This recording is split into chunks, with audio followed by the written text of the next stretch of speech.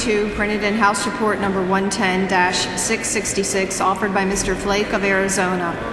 Pursuant to House Resolution 1218, the gentleman from Arizona, Mr. Flake, and a member opposed will each control 5 minutes. The chair recognizes the gentleman from Arizona.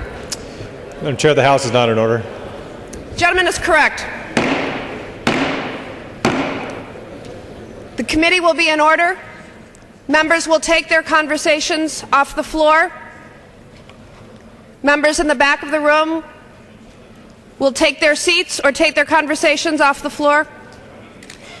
The committee will have order. Gentleman from Arizona is recognized. Thank you, Madam Chair. I intend to withdraw this amendment after speaking for a few minutes about the process here. I had intended to offer an amendment to strip an earmark in California. It's not that I've had any epiphany on the earmark where I think it's good now. I don't. I think it should not be in this bill or in this committee report. But I'm not at all happy with the process here. I submitted a total of 5 amendments to the Rules Committee.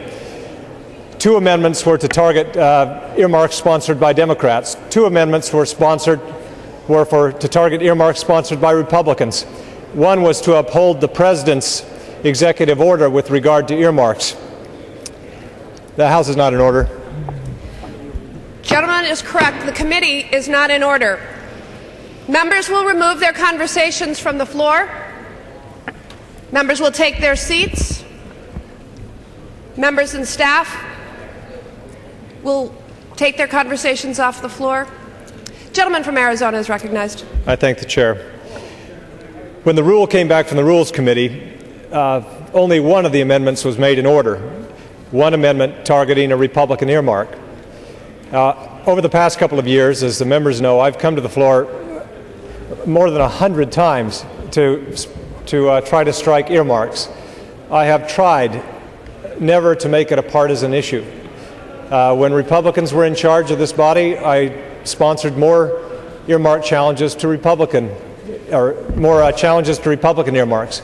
As the Democrats have taken charge, I've probably sponsored more challenges to Democrat earmarks. But as soon as this becomes a partisan issue, then we lose something here. Earmarks are an institutional issue, an institutional problem here, and we cannot treat it in a partisan fashion. That's why I'll be asking for unanimous consent to withdraw this amendment.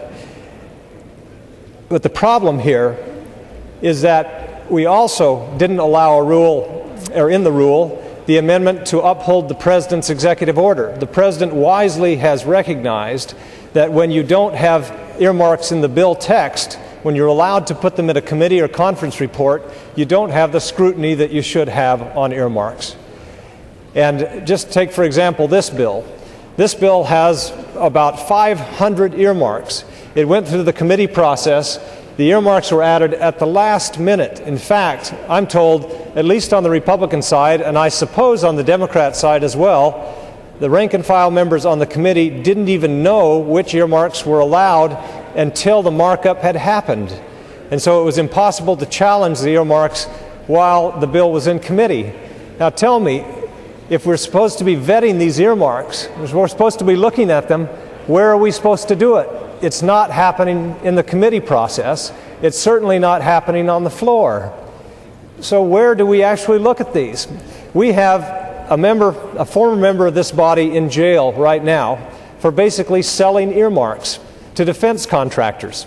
He used the defense bill year after year after year, I might add, and there was never a point at which those earmarks were challenged. Nobody looked. In fact, people looked the other way. There were plenty of warning signs out there that these earmarks were untoward, but we looked the other way. I would submit we're doing the same thing today. When you have a report come to the floor with more than 500 earmarks, none of which were even known to most members of the committee before it arrived here on the floor, and then when I offer amendments to the earmarks, I'm only told I can offer one on the floor, one targeting a Republican earmark, to try to make it a partisan issue. There's something wrong with this picture. I don't know when we're going to wake up and recognize that earmarks are cheapening this institution, and greatly. In Congress, you place value and priorities by appropriating money and authorizing money. But when you have earmarks like this that are slipped in at the last minute, out of sight, then you don't get proper debate on these priorities. You basically close your eyes to other people's earmarks because you want to protect your own. And when you have more than 500 earmarks, there are enough to spread around where debate that should be happening on defense priorities or other priorities in other bills is hushed. And we simply don't have the scrutiny that these bills deserve. A lot of these earmarks are, in essence, single-source contracts to private companies. We get all over the administration, and properly so, when they give single-source contracts. Halliburton, how many times have we heard it? We should scrutinize that. We should provide oversight. Yet when one of our members does it, we turn our backs and say, we don't want to know, because we might want to do it as well.